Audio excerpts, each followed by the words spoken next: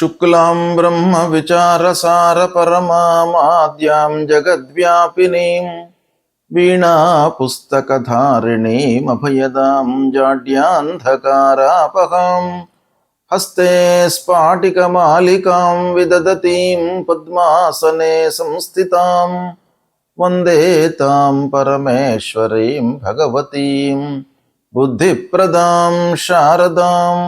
శ్రీ మహాగణాధిపతయే నమః. శ్రీ మహాసరస్వత్యై నమః. శ్రీ గురుభ్యో నమః. ఈ సంవత్సరము 3 మార్చి 2026 రోజున చంద్రగ్రహణం సంభవిస్తుంది. ఈ చంద్రగ్రహణము పూర్వ ఫల్గుని నక్షత్రం సింహరాశిలో సంభవిస్తుంది కనుక ఈ సింహరాశిలో సంభవిస్తున్నటువంటి గ్రహణము రాశులలో జన్మించినటువంటి వాళ్ళకి, అంటే మేషం నుండి మీన రాశులలో జన్మించినటువంటి వాళ్ళకి ప్రభావం ఎలా ఉంటుంది, ఎలాంటి విషయాలలో శుభ ఫలితాలు ఉంటాయి, ఎలాంటి వాటి లోపల అశుభ ఫలితాలు ఉంటాయి, ఏ విధంగా మనం దాన్ని రెక్టిఫై చేసుకోవాలి అనేటువంటి విషయాన్ని మనము చూద్దాం. మిథున రాశి జాతకులకు ఈ చంద్రగ్రహణం యొక్క ప్రభావం ఎలా ఉంది అనే విషయాన్ని మనం చూసినట్టయితే ఈ చంద్రగ్రహణము సింహరాశిలో సంభవిస్తుంది. పూర్వ ఫల్గుని నక్షత్రం సింహరాశిలో సంభవిస్తుంది కనుక మిథున రాశి జాతకులకు తృతీయ స్థానంలో ఈ గ్రహణం సంభవిస్తుంది. అంటే ఈ గ్రహణం యొక్క ప్రభావము మిథున రాశి వారికి చాలా పాజిటివ్గా ఉంది. 3వ స్థానము చాలా అనుకూలమైనటువంటి స్థానంగా మనకు శాస్త్రం చెప్తుంది. గ్రహణ గోచారము ఉత్తమంగా ఉంటుంది కాబట్టి ఈ మిథున రాశి జాతకులకు అయితే కొన్ని విషయాలలో మట్టుకు మీరు జాగ్రత్తలు తీసుకోవాలి. ఓవరాల్గా శుభ ఫలితాలు ఉన్నప్పటికీ మిథున రాశి వారు ప్రయాణాల విషయంలో ముఖ్యంగా జాగ్రత్తలు తీసుకోండి. మిగతా కార్యక్రమాలు, మీరు చేపట్టినటువంటి పనులు విజయవంతంగా పూర్తి చేయగలుగుతారు. ప్రయాణాలలో మట్టుకు మీరు కొంత జాగ్రత్తలు తీసుకోండి.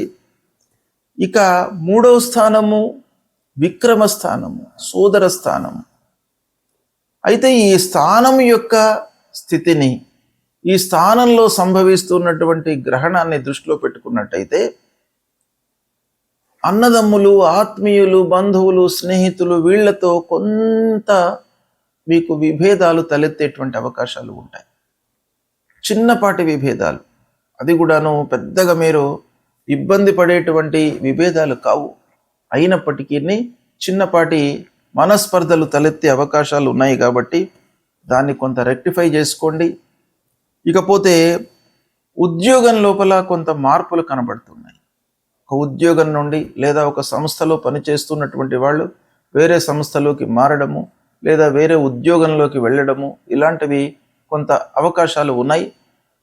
అయితే ఇవి ఎన్ని ఉన్నప్పటికీ 3వ స్థానం గోచార రీత్యా మనకు మంచి గోచార ఫలితాన్ని ఇచ్చేటువంటి విషయంగా మనకు శాస్త్రం చెప్పింది గనక గోచారము, ఈ గ్రహణము మిథున రాశి వారికి అనుకూలంగానే ఉంటుంది.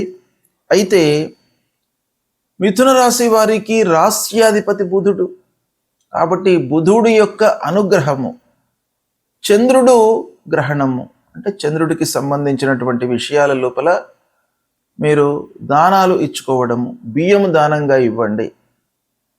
తర్వాత ముఖ్యంగా విష్ణు సహస్రనామ పారాయణం చేసుకోండి. మీరు అంటే ఈ గ్రహణానంతరము విష్ణు సహస్రనామ పారాయణం చేసినట్టయితే మీకు తప్పకుండా మంచి ఫలితాలు కలుగుతాయి. మీకు శుభప్రదమైనటువంటి ఫలితాలు ఈ గ్రహణం మూలకంగా కలగబోతున్నాయి కాబట్టి దీన్ని మీరు సద్వినియోగపరుచుకోండి. చంద్రగ్రహణము ఈ సంవత్సరము 3 మార్చి 2026 రోజున ఏర్పడుతుంది. చంద్రగ్రహణము ఎలా ఏర్పడుతుంది అనే విషయాన్ని మనం చూసినట్టయితే ప్రతి పౌర్ణిమ రోజున భూమి, సూర్యుడు, చంద్రుడు ఇవి అన్నీ కూడాను సరళ రేఖలోకి వస్తుంటాయి ఆకాశంలో. అయితే ప్రతి పౌర్ణిమ రోజున గ్రహణం ఏర్పడదు. భూమి యొక్క నీడ చంద్రునిపై పడడం మూలకంగా మనకు ఏర్పడేటువంటిదే చంద్రగ్రహణం అన్నమాట. ఈ ఖగోళంలో జరుగుతూ ఉన్నటువంటి ఒక అద్భుతమైనటువంటి సంఘటనల లోపల గ్రహణము, చంద్రగ్రహణము, సూర్యగ్రహణము ఇవి చాలా అత్యంత ప్రాధాన్యమైనటువంటి ఘటనలు. అయితే ఈ ఘటనల యొక్క ప్రభావము భూమిపై నివసిస్తున్నటువంటి మానవులపైన ఎలా ఉంటుంది అనేటువంటి విషయాన్ని మనం చూసినట్టయితే, ఈ సంవత్సరము అనగా 3/3/2026 సంవత్సరము పాల్గొన్న శుక్ల 15 పూర్ణిమ మంగళవారం రోజున ఈ గ్రహణము సంభవిస్తుంది. ఇది పగలు 3:20 ప్రారంభమయ్యి సాయంత్రము 6:48 వరకు ఈ గ్రహణము ఉంటుంది. అయితే పగటి పూటన మనకు గ్రహణం సంభవిస్తుంది. అంటే ఖగోళంలో ఈ గ్రహణం సంభవిస్తుంది, అంటే విశ్వం లోపల సంభవిస్తుంది ఇది. అయితే దీని యొక్క గ్రహణాన్ని చూడడము, కనబడము, స్థితి ఇవన్నీ కూడాను మనము నివసిస్తూ ఉన్నటువంటి ప్రదేశానికి అనుగుణంగా ఆ సమయాలన్నీ కూడాను మారుతుంటాయి. కనుక పగలు మనకు ఈ గ్రహణం సంభవిస్తుంది గనక పూర్తి గ్రహణాన్ని మనము చూడలేము, మనకు కనబడదు కూడాను. అయితే 6:48 వరకు గ్రహణం కనబడుతుంది. ఈ గ్రహణం యొక్క ప్రత్యేకత ఏంటంటే కేతుగ్రస్తమైనటువంటి గ్రహణము. అంటే రాహు కేతువులను మనము ఛాయాగ్రహములుగా మనం చూస్తూ ఉంటాం పూర్వ సాంప్రదాయం ప్రకారంగా. అవి నీడగా భావిస్తామన్నమాట. వాటి యొక్క ప్రాధాన్యత గ్రహణం యొక్క సంభవం లోపల చాలా ఉంటుంది. ఆ విధంగా ఈ కేతుగ్రస్తమైనటువంటి గ్రహణం ఇది. ఈ గ్రహణము కృష్ణవర్ణం లోపల మనకు కనబడుతుంది. అంటే నల్లగా మనకు గ్రహణం కనబడుతుంది. ఖగ్రాస గ్రస్తోదిత చంద్రగ్రహణము అని అంటారు దీన్ని. అంటే సంపూర్ణ గ్రహణము, కానీ మనకు కనబడడం మట్టుకు తక్కువ సమయం లోపల కనబడుతుంది. అంటే గ్రహణము పడుతూ ఉన్నటువంటి ఆ దాన్ని మనము చూస్తామన్నమాట. గ్రస్తోదితము, గ్రస్తమై ఉన్నటువంటి ఆ గ్రహణాన్ని అది ఉదయిస్తున్నటువంటి సందర్భంలో మనకు కనబడడం అన్నమాట, గ్రస్తోదిత చంద్రగ్రహణము. అయితే ఈ గ్రహణము పూర్వ ఫల్గుని నక్షత్రం సింహరాశిలో సంభవిస్తుంది. తర్వాత కర్కాటక లగ్నము, సింహ లగ్నము, ఈ 2 లగ్నాల లోపల కూడాను యుక్తమై ఉన్నటువంటి గ్రహణం ఇది. అయితే ఈ గ్రహణము మొత్తం కూడాను మనకు హైదరాబాద్ ప్రాంతంలో ఈ తెలుగు రాష్ట్రాలలో ఏ సమయంలో కనబడుతుంది అనే విషయాన్ని మనం చూసినట్టయితే సాయంత్రము 6:24 నుండి 6:48 మధ్య కాలం లోపల మట్టుకే మనకు కనబడుతుంది. గ్రహణం మధ్యనే స్టార్ట్ అయ్యింది. అంటే 3:20 ప్రాంతంలోనే గ్రహణం ప్రారంభమైంది, 6:48 వరకు ఉంది. కానీ సూర్యుడు ఉన్నప్పుడు మనకు ఆ గ్రహణము, చంద్రుడికి సంబంధించినటువంటి చంద్రగ్రహణం కనబడదు గనక అస్తమయం తర్వాత మనకు చంద్రగ్రహణం కనబడుతుంది. అంటే 6:24 నుండి 6:48 గ్రహణము మనకు కనబడుతుంది. అయితే ఈ విధంగా చూసినట్టయితే మొత్తం గ్రహణము 3:20 నుండి 6:48, అంటే సంపూర్ణ చంద్రగ్రహణం ఇది. 3:30 వరకు గ్రహణం కనబడుతుంది. మనకు ఈ ప్రాంతంలో కనబడదు, కానీ ఖగోళంలో 3:30 ఈ గ్రహణం మొత్తం సంభవిస్తుంది. మనకు కనబడేది మట్టుకు 24 నిమిషాలు మాత్రమే హైదరాబాదులో. అయితే ఈ గ్రహణం యొక్క ప్రభావము ఎలా ఉంటుంది, ఎవరు ఎలాంటి విషయాలపై నియమాలను పాటించాలి అనేటువంటిది మనకు శాస్త్రం చెప్తోంది. మన హిందూ ధర్మంలో గ్రహణానికి అత్యంత ప్రాధాన్యత ఉంది. అంటే గ్రహణ నియమాలను పాటించాలి, గ్రహణ సమయంలో పునశ్చరణ చేసుకోవాలి. అంటే గురూపదేశమైనటువంటి మంత్రాలు మనము ఈ గ్రహణ సమయంలో మనము ఉచ్చరించినట్టయితే, జపాలు చేసినట్టయితే అది ద్విగుణీకృతమైనటువంటి ఫలితం వస్తుంది. అంటే ఆ మంత్రము ఆ సమయం లోపల మలినమవుతుంది కనుక దాన్ని మనం ఏం చేయాలి, పునశ్చరణ చేసుకోవాలి. అంటే ఆ సమయం లోపల మళ్ళీ దాన్ని ఒక మహిమాన్వితమైనటువంటి ఆ మంత్రంగా మనము మళ్ళీ యథావిధిగా ఉంచుకోవడానికై ఆ గ్రహణంలో తప్పకుండా మనం చేసుకోవాలి అనేటువంటిది శాస్త్రం చెప్తోంది. అయితే ఈ గ్రహణ సమయంలో నిత్యాబ్దికములు, ప్రత్యాబ్దికములు, భోజనాది కార్యక్రమాలు ఎలా చేసుకోవాలి అనేటువంటి విషయాన్ని మనం చూసినట్టయితే ఈ గ్రహణము గ్రస్తోదయ చంద్రగ్రహణం. ఈ గ్రస్తోదయ చంద్రగ్రహణం లోపల యామ చతుష్టయం వేద అని మనకు శాస్త్రం చెప్తోంది. అంటే 4 యామాలు ఈ గ్రహణానికి వేదకాలం అన్నమాట. అంటే గ్రహణం కంటే ముందే ఈ వేద ప్రారంభమవుతుంది. వేద ప్రారంభము అనంటే ఏంటి? వేద అనగానే ఒక వాతావరణం లోపల మనకు మార్పులు కనబడతాయి. కనుక ఆ వాతావరణంలో వస్తున్నటువంటి మార్పులకు అనుగుణంగా మన నిత్య నైమిత్తిక కార్యక్రమాలన్నీ కూడాను ముడిపడి ఉంటాయి కాబట్టి వాటిని వేదకాలంలో మనము ఆచరించకూడదు అనేటువంటిది శాస్త్రం చెప్తోంది. కనుక ఈ విధంగా చూసినట్టయితే ఉదయం 6:24 వేదకాలం ప్రారంభమవుతుంది. కనుక ఈ వేదకాలం ప్రారంభం కాగానే మిగతా కార్యక్రమాలన్నీ కూడాను మనము ఆపు చేసుకోవాలి. అంటే ఆ సమయం కంటే ముందే మనం అన్నీ కూడాను పూర్తి చేసుకోవాలి. ఇక గ్రహణానంతరము ఆరోగ్యవంతులు, నిత్య భోజనాలు, పౌర్ణిమకు సంబంధించినటువంటి ప్రాత్యాప్తికాలన్నీ కూడాను చేసుకోవాలి.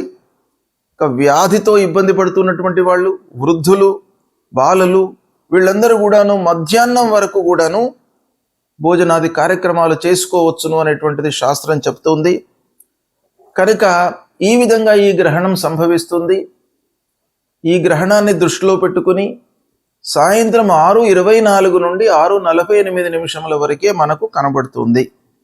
ఈ గ్రహణము దాదాపు అన్ని ప్రాంతముల లోపల కూడాను మనకు భారతదేశంలో కనబడుతుంది. ఆ స్థితిని బట్టి కొన్ని నిమిషాల లోపల తేడా వచ్చేటువంటి అవకాశాలు ఉంటాయి. కాబట్టి మనకు హైదరాబాదు, తర్వాత తెలుగు రాష్ట్రాలు, ఈ 2 ఆంధ్ర, తెలంగాణ, ఈ 2 రాష్ట్రాలకు సంబంధించింది చూసినట్టయితే 6:24 నుండి 6:48 వరకు ఈ గ్రహణం కనబడుతుంది. ఈ గ్రహణము పూర్వ ఫల్గుని నక్షత్రం సింహరాశిలో సంభవిస్తుంది. కనుక సింహరాశిలో జన్మించినటువంటి వాళ్ళు, పూర్వ ఫల్గుని నక్షత్రంలో జన్మించినటువంటి వారు, మరియు గ్రహణ గోచారము అధమంగా ఉన్నటువంటి రాశులలో జన్మించినటువంటి వాళ్ళు తప్పకుండా ఈ గ్రహణానికి సంబంధించినటువంటి శాంతి, దానము ఇవి చేసుకోవాలి. అయితే ఎవరికి అధమ స్థాయిలో ఉంది ఈ గ్రహణము అని మనం చూసినట్టయితే సింహరాశిలో సంభవిస్తుంది ఈ గ్రహణము. కనుక సింహము, కన్య, మకరము, వృషభము, ఈ రాశులలో జన్మించినటువంటి వారికి ఈ గ్రహణ గోచారము అధమంగా ఉంటుంది. అంటే ఈ గ్రహణం యొక్క ప్రభావము ఎక్కువగా ఉంటుంది ఈ రాశుల్లో జన్మించినటువంటి వారికి. ఇక ధనుస్సు, కుంభము, మేషము, కర్కాటక రాశులలో జన్మించినటువంటి వారికి మధ్యస్థంగా ఉంటుంది. తుల, వృశ్చికము, మీనము, మిథున రాశులలో జన్మించినటువంటి వారికి గ్రహణం యొక్క ప్రభావము లేదు. ఈ రాశులలో జన్మించినటువంటి వారికి గ్రహణము శుభప్రదమైనటువంటి ఫలితాలను ఇస్తోంది. అయితే ఈ గ్రహణ శాంతి అంటే గ్రహణానంతరము చేసుకోవలసినటువంటి విధానం ఏంటంటే, ఈ నక్షత్రంలో జన్మించినటువంటి వాళ్ళు, ఈ రాశిలో జన్మించినటువంటి వాళ్ళు తన రాశికి అంటే సింహరాశిలో జన్మించినటువంటి వారికి సింహము, కన్య, మకరము, వృషభము ఈ రాశులలో జన్మించినటువంటి వారికి ఈ గ్రహణం యొక్క ప్రభావము ఎక్కువగా ఉంటుంది. కాబట్టి వీళ్ళు ఏం చేయాలి అని అంటే, గ్రహణానంతరము స్నానం చేసిన తరువాత గ్రహణ సమయంలో ముఖ్యంగా పట్టు స్నానము, విడుపు స్నానము అనేటువంటిది ఉంటుంది. అంటే గ్రహణ ప్రారంభంలో స్నానం చేయడము, స్నానం చేసిన తర్వాత జపం చేసుకోవడము, గురూపదేశమైనటువంటి జపాన్ని చేసుకోవడము, తర్వాత గ్రహణానంతరం కూడాను విడుపు స్నానం చేసి దాని తరువాత ఈ గ్రహణానికి సంబంధించినటువంటి పరిహారాలు చేసుకోవాలి. అంటే ఏం చేయాలి అని అంటే, వాళ్ళ శక్తి అనుసారం మనకు శాస్త్రం చెప్పబడి ఉంది. శాస్త్రంలో ఏముంది అంటే వెండితో కానివ్వండి, రాగితో కానివ్వండి, బంగారంతో కానివ్వండి, వాళ్ళ శక్తి అనుసారము సూర్యుడు, చంద్రుడు, రాహు, కేతువుల బింబాలను అంటే ప్రతిమలను చేయించి వాటిని ఒక ఆవు నెయ్యితో నింపినటువంటి తామ్ర పాత్ర లేదా కంచు పాత్ర లోపల ఉంచి తిలలు అంటే నువ్వులు, వస్త్రము, దక్షిణలను అందులో ఉంచి సూర్యచంద్ర రాహు కేతువులను ధ్యానించి దానం ఇవ్వాలి. అంటే యథాశక్తిగా దానికి పూజ చేసిన తర్వాత ఆ బింబాలను ఒక బ్రాహ్మణునికి కానివ్వండి, లేదా అర్చకుడికి కానివ్వండి, లేదా దేవాలయంలో నిత్యం కూడాను భగవంతుడి సేవలో నిమగ్నమై ఉన్నటువంటి వాళ్లకు ఎవరికైనా కూడాను ఇది దానం ఇవ్వచ్చును. దానం ఇస్తున్నటువంటి సమయంలో మీరు ఆ ధ్యాన శ్లోకాన్ని మట్టుకు చదువుకోవాలి, సంకల్పం చేసుకోవాలి. సంకల్పం ఏం చేయాలి? మమ జన్మ నక్షత్రే మమ జన్మ రాశి, ఈ రాశి లోపల మనకు గ్రహణం సంభవిస్తుంది గనక నేను ఇది ఇస్తున్నాను దానము అనేటువంటిది సంకల్పం చేసుకొని తమోమయ మహాభీమ సోమసూర్య విమర్దన హేమతార ప్రధానేన మమ శాంతి ప్రదోభవ. ఆ దానం ఇచ్చేటువంటి సమయం లోపల మనం ఈ శ్లోకం తప్పకుండా ఉచ్చారణ చేసి దానం ఇవ్వాలి. అంతేకాకుండా విదుంతుద నమస్తుభ్యం సింహికా నందనాచ్యుత దానే నానేన నాగస్య రక్షమాం వేదజాత్ భయం. అంటే ఈ గ్రహణం వలన ఉద్భవించినటువంటి భయము, ఆందోళన, తర్వాత అనారోగ్య సమస్యలు, ఇవన్నిటి నుండి కూడాను మమ్మల్ని కాపాడండి అనేటువంటి ఒక కోరికతో, ప్రార్థనతో మనం చేసి ఇది దానం ఇవ్వాలి. ఇచ్చినట్టయితే మనకు ఆ గ్రహణం మూలకంగా కలిగేటువంటి దుష్ప్రభావము దూరం అవుతుంది. శుభం.